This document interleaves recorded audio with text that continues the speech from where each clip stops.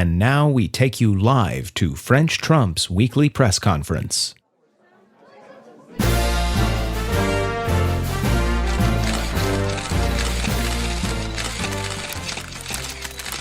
Hello, welcome. It is I, Prince Trump. I am here for my press conference, and I will now take questions from the press, the enemy of the people, the press. Go ahead. Ask me any questions you want. Mr. President.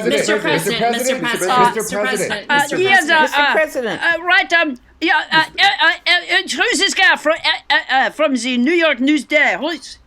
This is Emmett Manning, a New York Newsday. Mr. President, what did Jared Kushner mean by saying the states couldn't have the federal stockpile of medical supplies to fight the virus?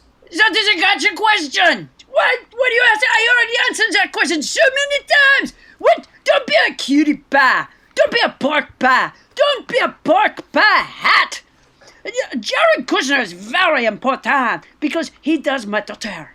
And the federal stockpile is for us federals. We federals need ventilators. Federal Eric, federal Ivanka, federal Moa.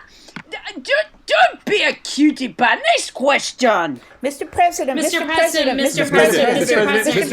Yes, right down here. This woman, right down here. Yes.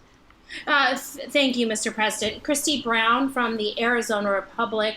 What makes you think... You would be brown in Arizona, wouldn't you? Because of the sun. Yes, Christy, yes. Yes, Mr. President, what makes you think there will be cheating if we protect people's health and safety by moving to vote by mail in November? Well, Miss Christy, of course there will be cheating. Of course, people will cheat if they vote by mail. I will cheat. I will cheat when I vote by mail. I'll be a fucking Xerox machine. I'll vote for moi so many times. Of course people will cheat if they vote by mail. That's a ridiculous question, Christy. Next question. Next question. Mr. President. Yes, right. You over there. Not you. Not you. You. No, Mr. President. You. Yes. Oh, thank you. Mackenzie Chang with the Boston Globe. Mr. President. Oh. Why did you delay our response to the pandemic by calling it a hoax? I did not call it a hoax. I did not do that. I knew it could be horrible, or it could also maybe be good. And I think it has been good. I have excellent ratings. That's good. I did not want to panic the people like if a car is coming towards someone in the street and they don't see it, you don't want to panic them, so you yell, "The Democrats are driving a hoax behind you at about 50 miles per hour." That's how you handle that. You don't know anything about being president. Next question. Mr. President. Yes, you right over there. Yes. Yeah. Thank you, Mr. President. This is Tony Romo from ABC News. Oh, Tony the Romo! CDC recommended... You know what? I want a pepperoni today. Tony Romo, I love you. Yes, what question do you have? I love your pizza place. Yes. Thank you, Mr. President. Yes. Mr. President, the CDC recommended that people wear masks, and you right away said you weren't going to wear one. Do you think that sets a terrible example? Wait a minute. You say this face? I'm not covering up this face. What, are you crazy? Besides, I cannot set a bad example. People know they cannot all do what Trump does. They can't all be president after all. And someone has to pay taxes, or how would I make any money at all? Bad example. That's absurd. Tony Roma, I want a meatball sub. Get that for me. Next question. Don't be a banana cream pie. Next question. Mr. President.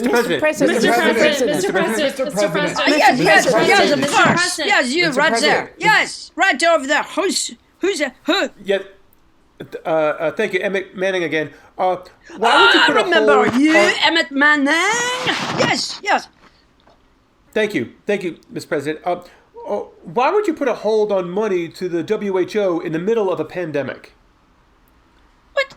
Why would I support The Who? Talking about my generation? Who needs that? Tommy's a rock musical poet. Pete Townsend can get his own money. I don't care if it's a pandemic or not. The taxpayers say this is what I do for the miners and for the factory workers. I bring the work back, and we're bringing back coal, and we stop all payments to Roger Daltrey and Pete Townsend and the Who. That's the kind of frivolous government spending that Obama did. He supported the Who. He supported the Beatles. Obama spent money on the Partridge Family. Well, I don't do that. That's not the kind of president that I am. Next question. Mr. President, one more. Mr. Mr. President. President. Yes, President. from the Boston Globe there. Oh, Yes, you. Thank you, Mr. President. Yes, you. You said you weren't going to wear a mask, but Melania... I'm not wearing a mask. Why do you keep asking me about? No, I'm not going to wear a mask. But No. Melania is, and also Bill Barr. I was wondering how you felt about that.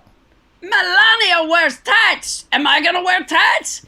And Bill Barr, if I had that face, I'd wear 2 masks. No, I'm not going to wear a mask. Let me tell you something about Melania. Lean close, Mackenzie. I'll have to tell you something. It's a little bit personal, which is Melania right now has a little pimple.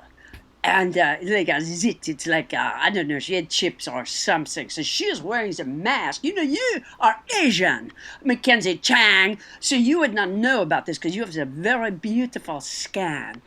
But Melania can break out maybe from the chips, maybe from the stress, I don't know, maybe from the press hounding her constantly. But she has a little pimple. That's where she's wearing the mask. Not because of the virus, but because she has the acne. I don't know why I married her. She always had a little right near her, just below her mustache. She's always had a little, creasy spot. But I overlooked that. Next question. Mr. President. Yes, right down there. Yes. Thank you, Mr. President. Christy Brown, once again. White House economic It's good to talk to you again, Christy. It's very good to talk to you. You're doing a fantastic job, Christy. Thank you, Mr. President. The White House economic advisor, Pete Navarro, put out a memo in January warning about his concern of massive loss of life from this virus. Did you know about the memo? No.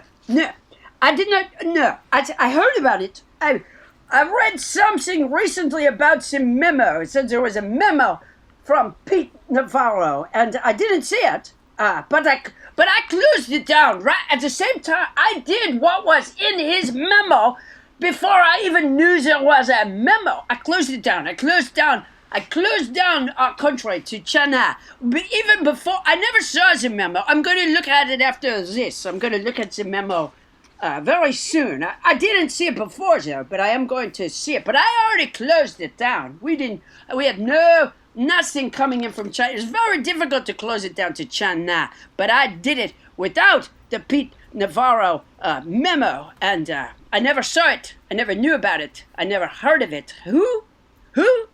What was the name of the person who wrote the memo? Peter Navarro? Well, exactly. I did not know him. Exactly. I did not know Peter Navarro. We met recently. We met very recently, but I never knew him before. And I can't help it if he writes memos. Has nothing to do. You know what? I'm a cheerleader for our country. I'm not supposed to tell people bad news. I'm a cheerleader, you know? Give me a T, give me an R, give me the U, give me the M, give me the P. Trump. That's my job. Thank you. This press conference is over.